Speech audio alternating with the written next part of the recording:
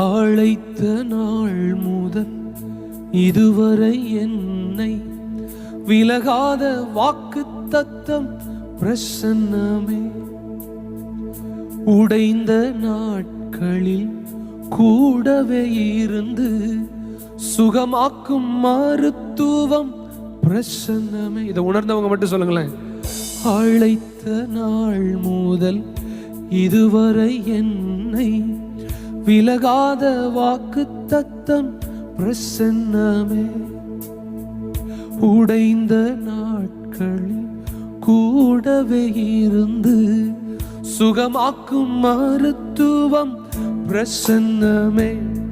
விலை போகா என்னையும் மலை மேலே நிறுத்தி அழகு பார்ப்பதும் பிரசன்னமே.